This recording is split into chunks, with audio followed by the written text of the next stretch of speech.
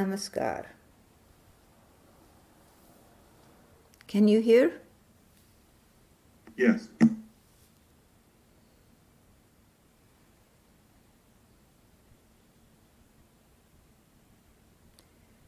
Paramapurusha, that divine entity, is everywhere.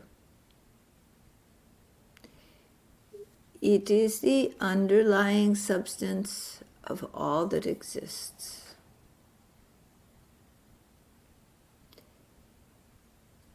And in all of the struggles, trials, and tribulations, joys, births, renewals,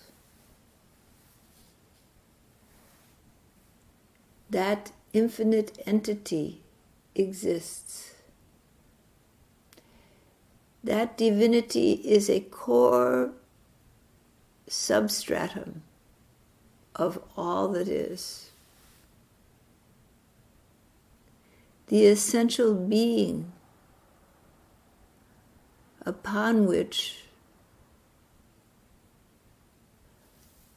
life is founded, in which life is founded. So there is nothing outside of that divinity. It is the substance of all that is.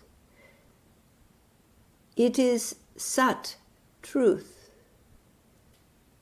Chit, consciousness, Ananda, true happiness, divine bliss.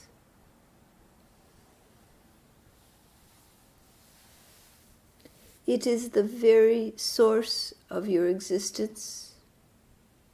It is your natural state of being.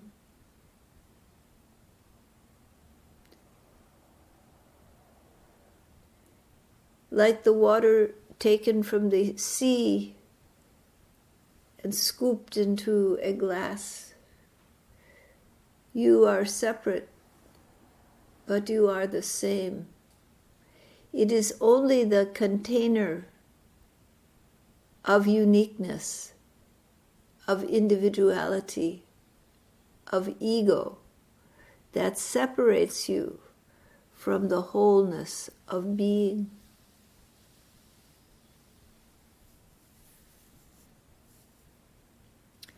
In the dance of creation, the infinite plays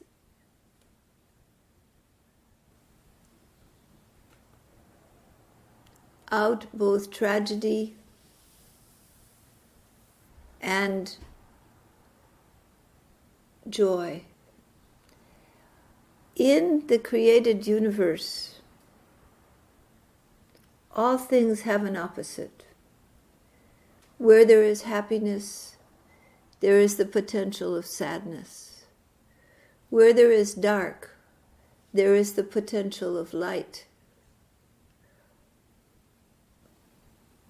Where there is suffering, there is the potential of great joy. Where there is birth, there is death. And where there is death, there is birth.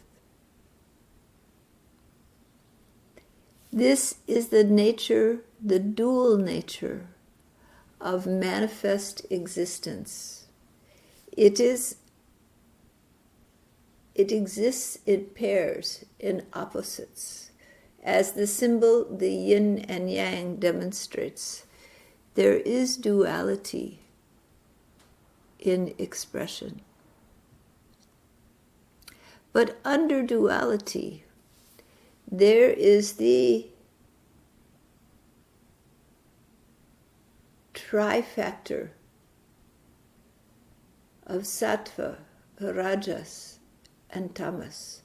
There is the sattvic, sentient life principle, the mutative rajasic principle of movement, and there is the principle of static stasis, tamas.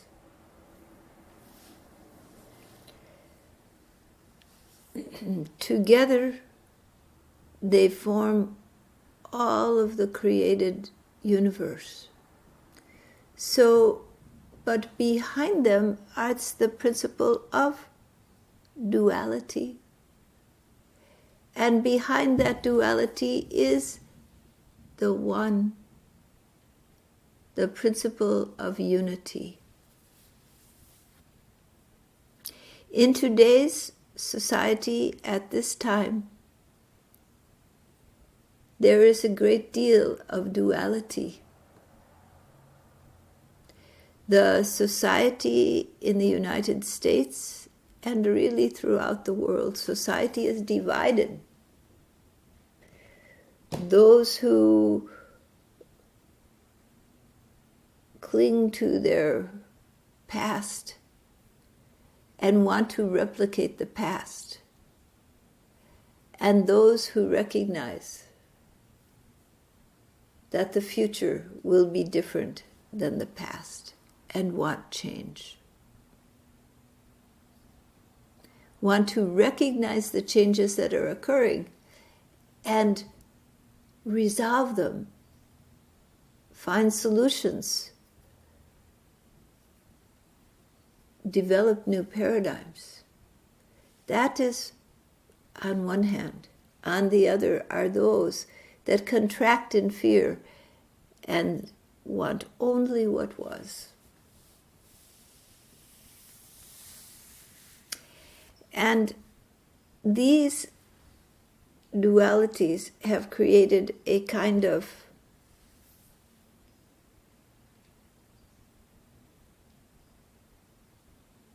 division. People, when pressed, do two things. They go to group psychologies to support themselves and to feel safe. They want to feel they are part of a collective mentality. So they will form group psychology. And they do something else when they are under stress, when things are uncertain. They go to groups, but they also react either to contract or to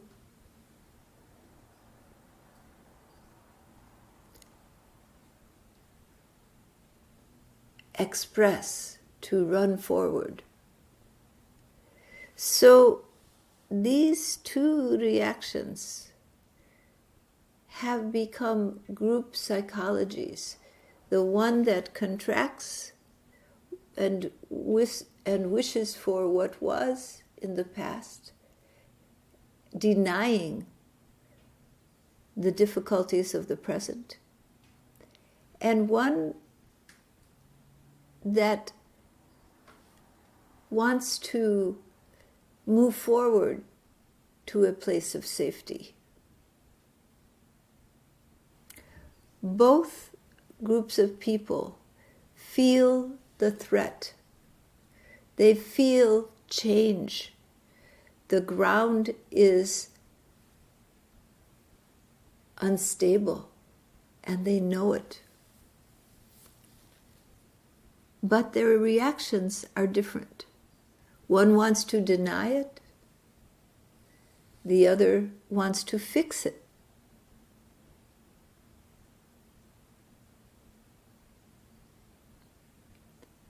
But the reality is, the ground is unstable, and until the necessary changes occur, it will not stabilize.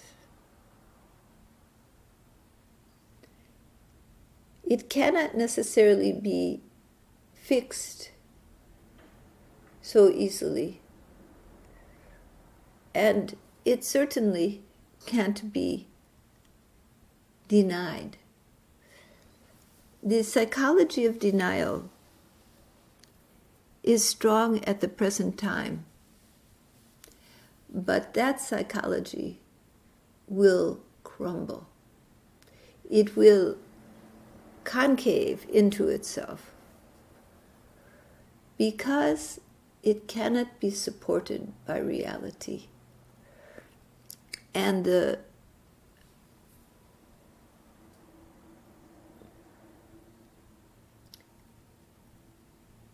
depth of the current disturbance and change occurring will become undeniable.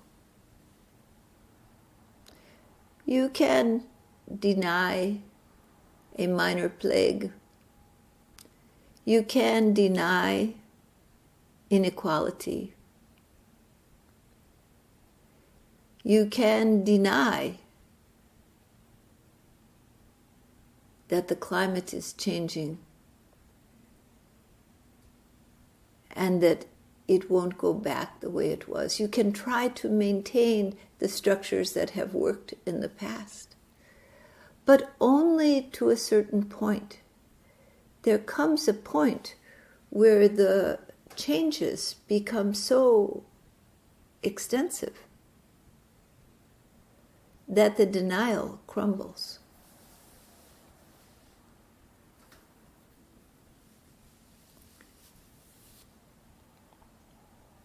So this division into opposites of the society will not last.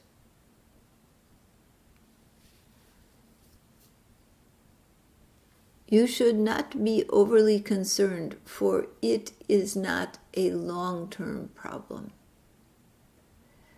The real problem lies in how to make the change so that the earth can settle. Human beings think they have control over these things, but in fact, they do not.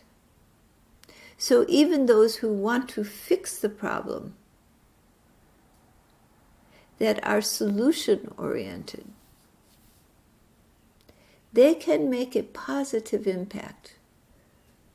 But at this stage, change will occur,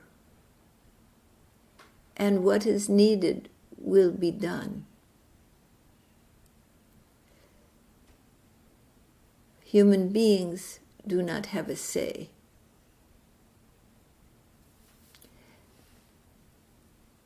So, but how they respond makes a difference.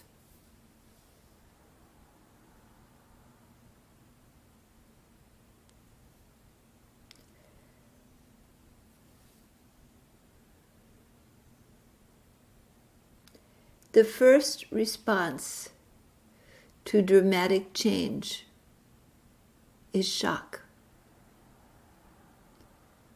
sometimes denial,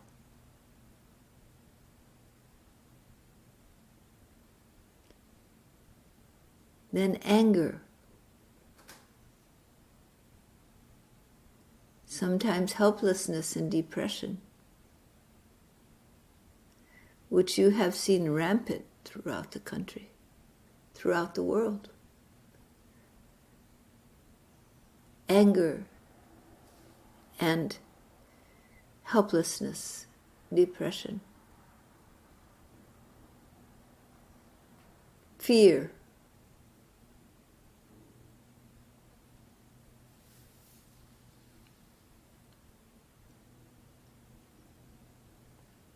The unrest you see today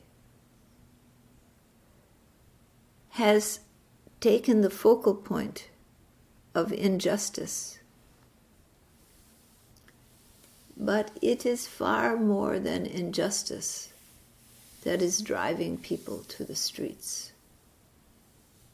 You each have felt inside yourself the frustration with the current situation,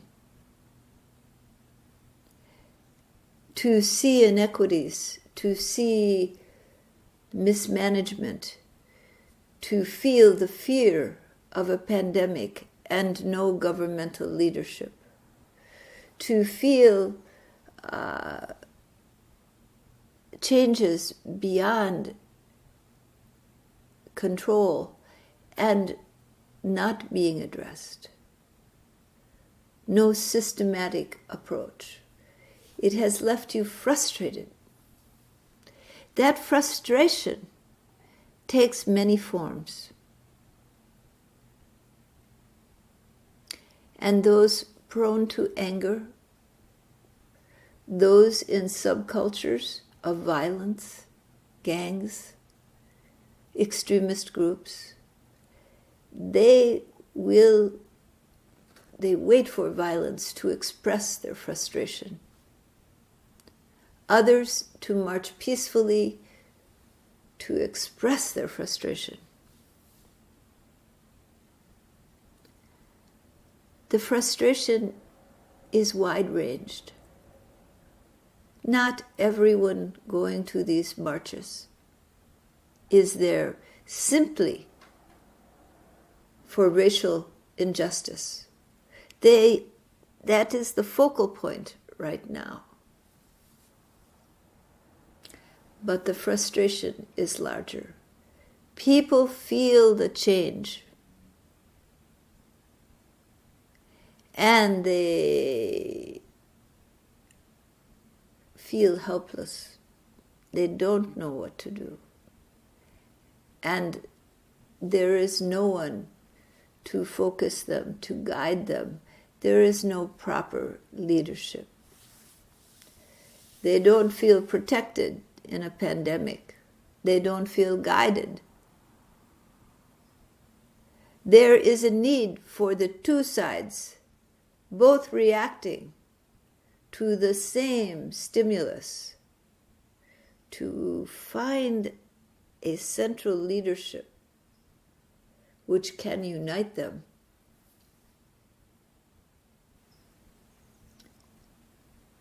And bring dynamic, open-eyed attention to what is occurring in the world, which is a major shift, a huge change, like an earthquake. The ground is unstable. The change cannot be stopped. So humanity needs to find a way to ride this change and to find solidarity, unity, not only nationally but globally, to work in a positive way with the change, to bring humanity to the other side of this shift. It will occur. It is a certainty. So do not fear some of the difficulties of today. They will not last. This division is temporary. As things progress, it will fall away. But what humanity faces in the turbulence of change is not temporary. It will end when the change is finished and Dharma restored, the planet back in harmony. Then it will end. Until then, turbulence will increase.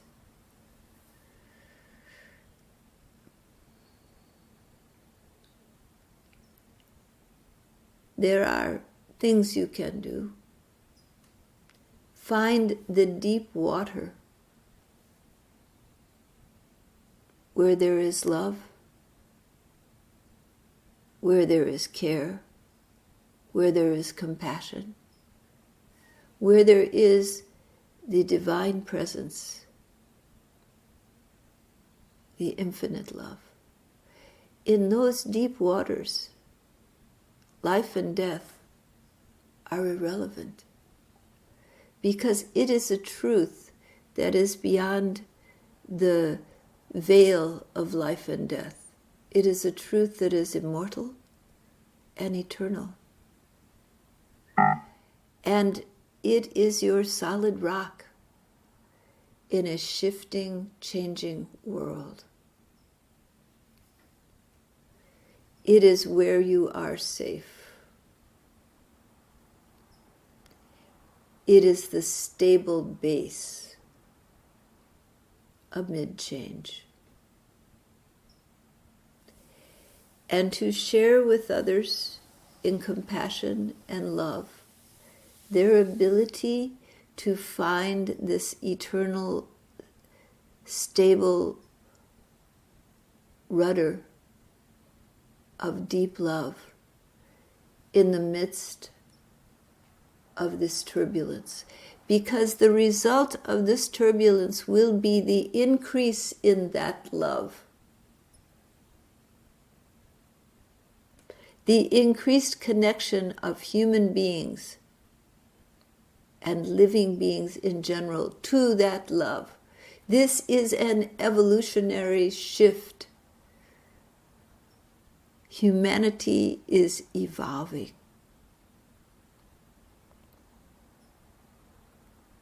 It is positive. The planet Earth is evolving. You are her evolutionary forefront, and she is emerging into a new level, a new paradigm.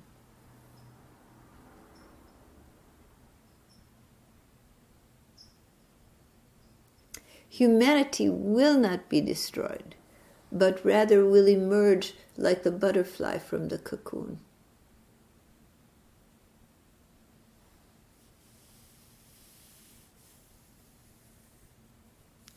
Today, the people rise up about race. Tomorrow, about climate. About many things. And when that energy can be utilized, the human society can change and begin to address the problems that face everyone. While race is the problem addressed today, the inequality and pain of poor white people who are jobless, who are addicted, who see no way and no hope, how is it different from that of the poor black? They turn to Trump.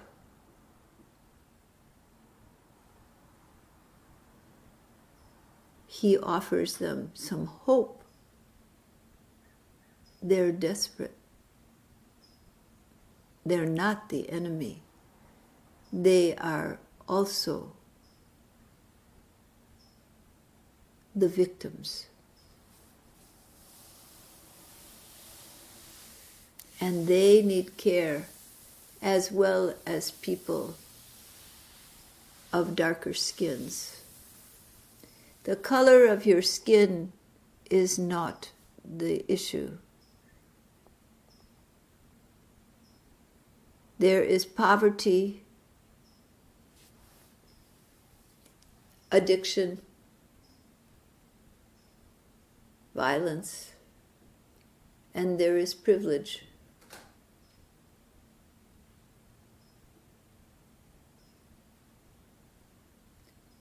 there are many people of color, more people of colors, of darker skin, who are in this situation, but there are many, many white people in this situation as well. Don't forget that.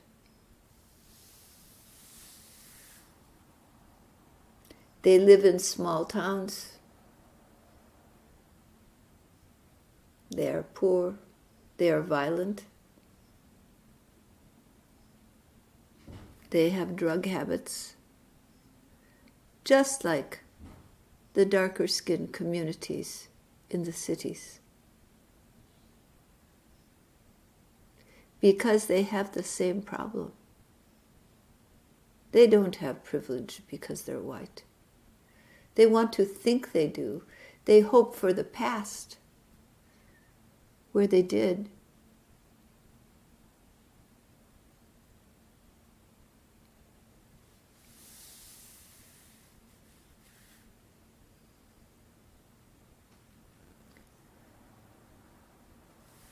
But even deeper than these issues of privilege and money and race,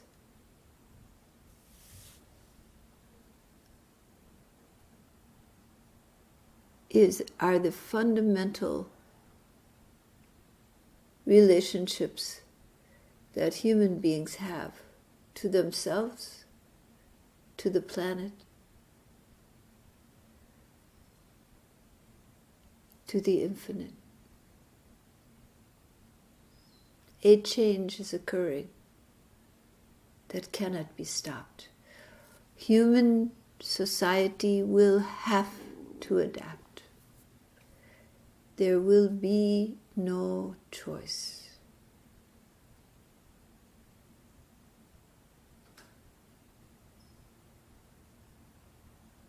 Find your deep shelter in the infinite love of the divine, and share your love with living beings, helping them to find the deep shelter in the storm of life.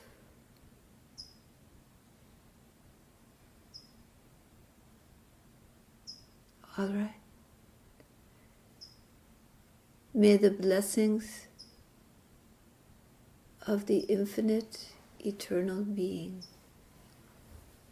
shower upon you always.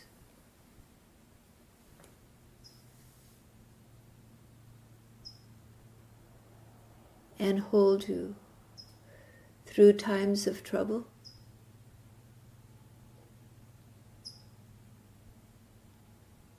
and joy. All right, namaskar.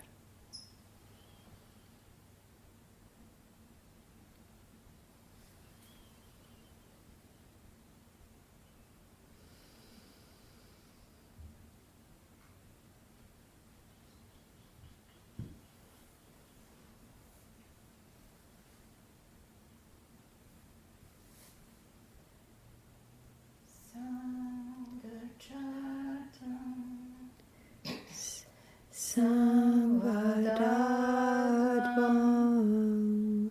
Sambho Manansianatam Deva Bhagam Yata Purve Samjanana Upasate Samahani Vakuti Samanardayaniya Samanamastu Manu Yatava Susah